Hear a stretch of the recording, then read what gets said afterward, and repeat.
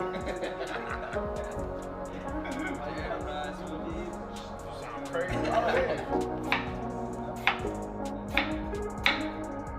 going to be a Mexican sweet potato hash, requested by the champ himself.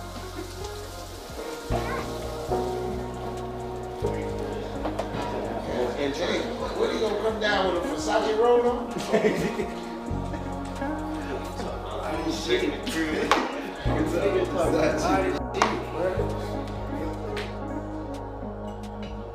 True greatness doesn't need noise or hype. It shows up ready.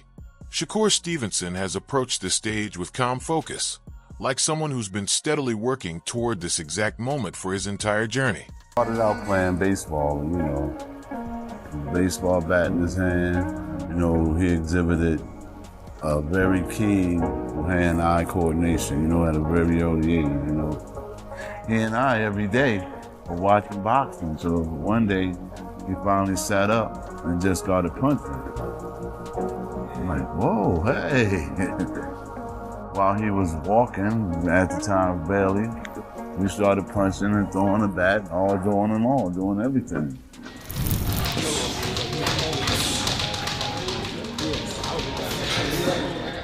Yeah, that one right to that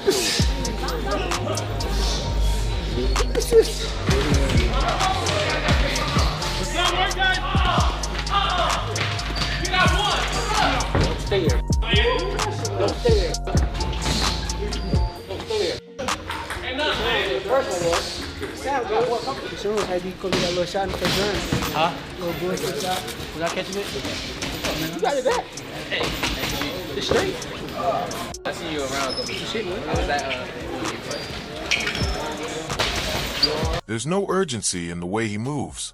Every step is controlled, every action intentional.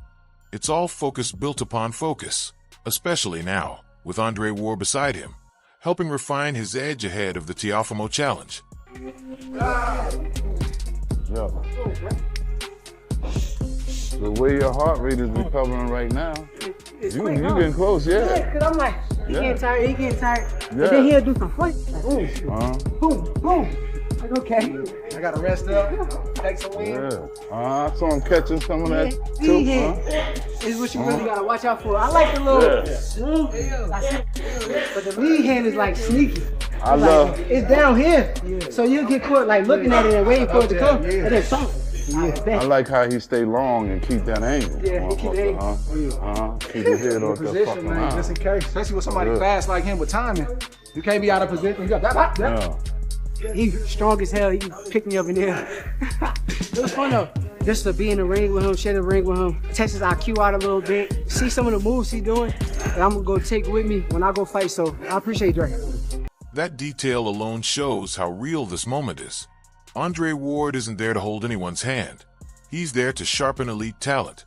What he's instilling in Shakur is composure, smart placement, and that quiet champion's poise that only reveals itself when the spotlight burns brightest. Many are called, few are chosen. He was a chosen one. How he stood apart was his talent, his gifts.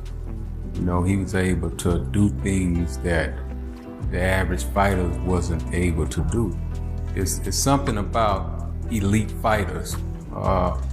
Their talent stand out apart from, you know, the competition, like way before it come to fruition.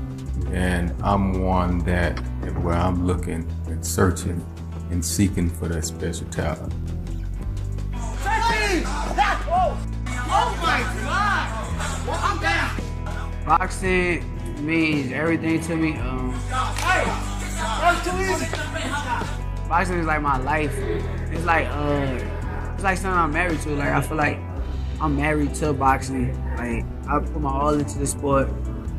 I do whatever I can to be the best, and I'm gonna keep doing whatever I can to get better and better. And I just want to be the best.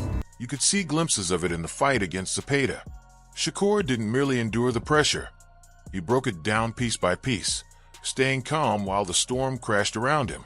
When you place that next to Teofimo's standout performances, the difference becomes clear. Teofimo explodes in sharp, fiery moments. Shakur, on the other hand, wears you down quietly, draining your energy until you suddenly realize there's nothing left. That level of control didn't begin in some high-end boxing facility. It was rooted much earlier. His grandfather, Wally Moses, once explained it simply. Shakur first gravitated toward baseball, showing strong hand-eye coordination at a very young age. But being around boxing consistently sparked something deeper. Even as a small child, he instinctively started throwing punches, which led to early mid-work and rapid development. As time went on, you know, I started working with the mitts with him, you know, at an early age, and, you know, he really got good at it. So by the time he turned 5 years old, I took him to the gym. So one day I took, you know, like old karate pitcher, I took the boxing gloves, sat him here, took the baseball bat, sat it here, and I said, yo, whichever one you choose is gonna be your destiny. So he made a quick rear to the boxing glove, picked up the boxing glove, put him on his hand, said that's it. Everything else was history. At just 5 years old, he was asked to pick a path, baseball or boxing, and without hesitation, he chose the gloves. That single decision shaped everything that came after, and its impact is still felt today. Because right now, Shakur isn't hunting for hype or highlight moments. He's grinding with mechanical consistency, preparing to break Teofimo down step by step, until raw confidence collides with precise calculation, and only one approach survives. So far, camp has been going great, you know, looking at the anticipation of the things that's coming forward. You know, we're not looking past anybody, but, you know, he's been working very hard, and he's been in the gym a very good amount of time, and, you know, I think he's taking this fight just as seriously as he would take any other fight, if not more. So I know for sure that I could say he's going to be ready. Standing across from that calm, methodical force is Teofimo Lopez, overflowing with confidence, energized, grinning like someone who thinks he already knows how the story ends. This is Teofimo at his most expressive, where belief pours out of him through jokes, taunts, and nicknames, brushing Shakur off as a roadrunner. But beneath the playful shots and trolling, there's a sharper edge quietly taking shape. I'm fighting a roadrunner in the Coyote. You chose me. I ain't choose you. You chose me. So I'm gonna tell you straight the F up. You can go back to 135. We'll send you back to lightweight. You still got your WBC belt. You're gonna be fine. Shakur will fall. Yes. We are here at the Undisputed Performance Center, just in preparation for January 31st against Shakur Stevenson. He was born for this. He's God-gifted. We're implementing a lot of different things for this camp. You gotta do things in there that people have never seen. Every day is a different type of segment of working out. Earlier today, I had a little bit of strength and conditioning, and then swimming, exercising and expanding those lungs. And then we finish off late night. We come here and do 18 ounces of gloves, an hour or as long as I can of training without no break. Teofimo doesn't carry this kind of humor when he's unsure. He does it when he's fully dialed in. You can hear it in how he speaks about the matchup, part joke, part warning. It's almost as if he's inviting Shakur to move, just to make a statement. This is the version of Teofimo that comes alive on the biggest stages, the one who feeds off pressure and transforms doubt into pure motivation. He's the best whenever he's in good condition. Like they say, we eat, we sleep, everything boxing. My nutritionist is anonymous. They're giving me a lot more protein than the previous camps. I'm actually having more meals in between rather than before. He operates in a space where discipline and disorder somehow coexist, in a way only he understands. And right by his side, as always, is Teofimo Sr., directing the camp, setting the tone, and reinforcing the mindset, constantly reminding his son of who he is and who he was long before any doubts ever crept in. I've been with him ever since he started boxing, which was at 6. I really knew that he was really good when he started beating professional fighters at 13, 14 years old. Between me and Shakur, when we were on the top rank, because we were the next rising stars, we sparred. We did only 3 rounds back in Miami in 2016. I was getting the best out of him. You should have seen afterwards. Why do you think he said stop? He said stop recording. Come on, dog. That father-son bond remains the driving force, the pulse behind Teofimo's preparation for Stevenson. It pushes him to rely on his instincts, fine-tune his timing, and fully embrace the explosiveness that has fueled his greatest performances. This is Teofimo in his most dangerous zone, disciplined enough to put in the work, confident enough to joke, and stubborn enough to believe, once again, that the world is doubting him at the wrong time. I think I'm gonna learn the most with this fight coming up. I don't even look at my fights after I fight. I just go clock in, do my work. Shakur and that community are all personal, buddy, where I'm like by myself a lot of times. But that's part of the success because they're all Michael Vicks and I'm a dog. History tells us that when Teofimo smiles like this, talks like this, and trains like this, uncertainty isn't in the equation anymore. You're facing a fighter who fully expects to take control of the ring, set the pace, and force everyone else to try to keep up. I'm coming to conquer. You're not conquering us. I get bullied constantly in the boxing world. Everyone's favoring Shakur Stevenson. Although he's coming up to my weight class, I am the king of this division. And I have Shakur Jigama. No? You said you're gonna do what? Jigga my balls. What? Wow, You hard, bro. Pause. You hard. So that's why we got to keep beating these guys. Beating Shakur, this is part of it to get to that next level. I pretty much have had almost everything thrown at me, and I look forward to see what will be thrown at me come January 30th. Right after Teofimo cast himself as the chaotic force ready to drag this fight into rough, uncomfortable waters, Oscar Valdez stepped in, sounding like the fighter who's actually navigated that maze and knows where every wall shifts. Valdez didn't come with hype. He came with experience etched into every scar. When he said the key against Shakur is to avoid greed, it hit hard, because it's exactly that impatience that allows Shakur to turn even elite opponents into frustrated shadowboxers. Valdez kept emphasizing patience, refusing to get pulled into Shakur's rhythm. And that's what most people overlook. Shakur doesn't force you to play his game. He systematically eliminates every other choice until the only path left is the one he's already mapped. You better have a game plan because the guy he's gonna be patient. He's not gonna get off his game plan to fall into your trap. So if I'm Teofimo Lopez coach, I would tell him not to lose focus, not to get frustrated inside the ring. Stick to your game plan, whatever game plan it is. If it's A, B, C, whatever it is, stick to it and When Valdez described how Shakur rocks back, taps you again, and then waits for you to commit so he can strike cleaner, that wasn't just commentary. It was a masterclass in analyzing frustration. I loved how Oscar admitted his own mistake, explaining that he let impatience creep in because he grew up on that Morales-era mindset. Heart first, act now. Meanwhile, Shakur is in the ring playing chess with a grin, baiting reactions like it's a hobby. Valdez was clear. Shakur isn't there to put on a show. He's there to win. And that perfectly explains why this matchup unnerves people. Teofimo thrives on moments, while Shakur dominates the minutes. Someone like Shakur Stevenson, like I said, it's easier said than done with a fighter like that because, it's not like he's too back from you. He's just right there in your face, and once you throw, he just rocks back a little bit and touches you. Then it becomes very frustrating. Then when you start loading up, then he does it again. He starts loading up at his shots, but just outboxing you. So I would just say it's like I said, it's a tough one for me to pick who will come out victorious. That's why I go with the 50-50 fight. But here's where Oscar added some spice. He didn't dismiss Teofimo at all. He said pressure can work, but only smart, calculated pressure. Not reckless, all-or-nothing attacks. More like a methodical suffocation, waiting for a single clean opening and making it count.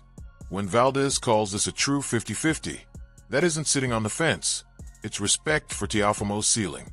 He reminded us that Teo thrives when the stakes are high, even if he wobbles along the way. Framed this way, Shakur is the puzzle, but Teofimo may be the only fighter athletic and strong enough to flip the board instead of solving it. That's why this fight feels less about prediction and more about weighing risk.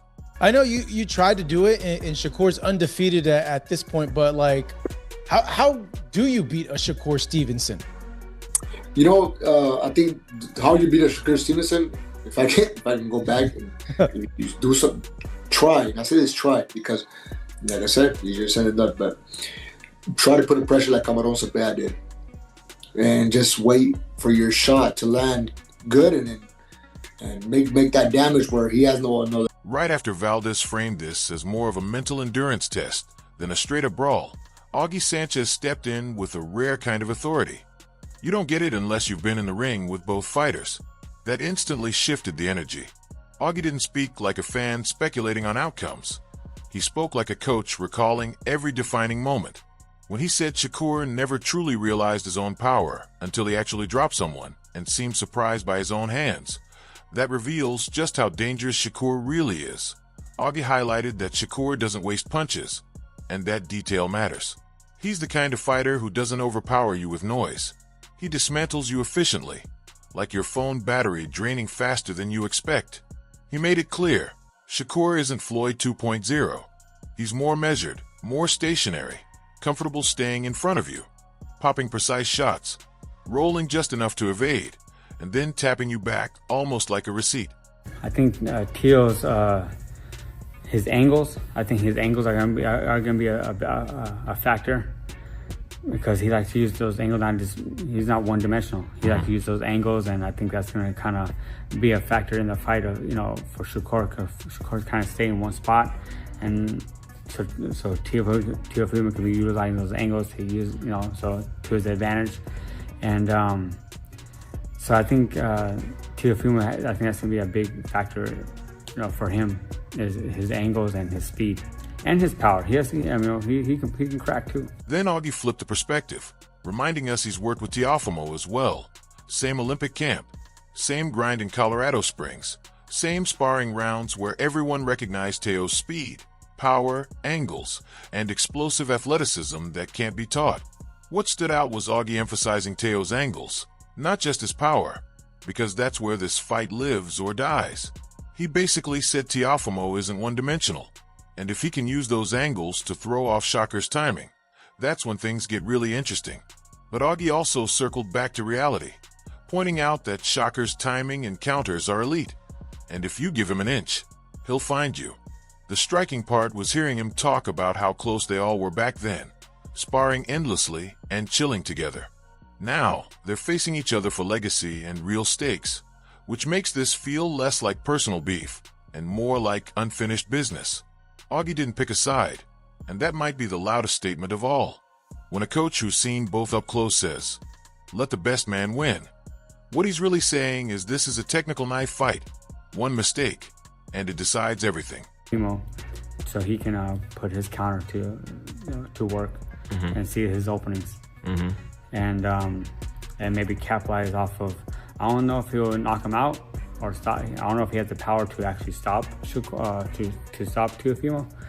But I think he has the power to get the respect of him.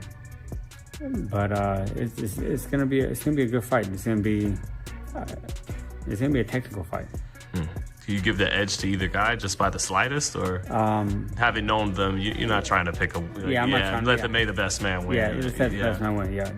Right after Augie Sanchez offered that rare, "I've been in the ring with both" perspective, Regis Prograis stepped in like a friend who stops the room and says, "Let's cut to what really breaks fighters." He didn't sugarcoat it. Regis stated plainly that Shakur could win this fight comfortably, not because Teofimo lacks talent, but because, as he put it, the battle happens in Teo's mind long before it reaches his legs. When Regis said Teofimo is elite athletically but mentally inconsistent, it wasn't criticism. It was observation from a fighter who recognizes patterns we've all seen. He pointed out how Teo shines against the Lomachenkos and Josh Taylors of the world, but then seems to wrestle with himself in other bouts. That's exactly the space where Shakur thrives, exploiting doubt and hesitation. Regis didn't ignore Teo's strengths. He even acknowledged Barboza, but he quickly returned to the bigger picture. Inconsistency facing a thinker is a dangerous combination. Of Teofimo Lopez and Shakur Stevenson, that definitely makes sense. Who do you think is going to win that fight? I got Shakur for sure. Shakur. Do you think he wins this comfortably, or do you think it'll be a close fight? I think he wins it comfortably. Yeah, I think he wins it comfortably. I think Shakur. I think the thing is about Teo is very good athletically, but he's weak-minded. You can see in some fights he struggles. Teo does struggle. Now he does come up for big fights. Lomachenko, he came up. Josh Taylor, he came up. But a lot of fights, man, he struggles. And, you know, he does struggle on a whole lot of fights and stuff. Like, I think he looked good. Yeah, he looked good against Barboza. But like I said, for the most part. When Regis described the first 2 or 3 rounds as tight, it felt real. Because early Teofimo usually comes out sharp, confident, and bouncing with belief. But then he illustrated the slow squeeze. Shakur settling in, Teo swinging and missing. That's when frustration begins to creep into footwork, posture, and patience. And when Regis talked about Shakur's counter slipping through, it hit differently. These aren't highlight reel punches. They're subtle, efficient receipt. Shots that quietly make you question your timing with every exchange. I love that Regis didn't predict a knockout. That's actually scarier. A drawn-out 12-round grind where your best moves aren't landing is a long night of mental erosion. This ties perfectly back to what Augie said about precision and timing. Regis was basically saying, once Shakur finds his rhythm, the fight becomes a mental audit. And when a former champion warns that someone is going to break you, it's not about the damage. It's about cracking your belief. That's the real danger in this matchup. And I think he struggles mentally with a lot of things. But I think with Shakur, I think Shakur's going to break him. I think maybe the first two or three rounds, it might be a close fight. You know, it might be close. It might be 2-1 or something like that. But then after that, I feel like, you know, Shakur is probably going to start stepping up, and Teo's going to try to hit him, and it's not going to work. And then Shakur might start. The thing about Shakur is a very good, a real good counterpuncher. Really. When you stack all of this together, it stops being about who talks the loudest and starts being about who can survive themselves. Shakur moves like a man built for the long grind, shaped by experience, honed by discipline, trusting that control always shows up when it counts. Teofimo moves like a man who believes chaos is a tool, confident that one perfect burst can rewrite the story and remind everyone why ceilings are meant to be broken.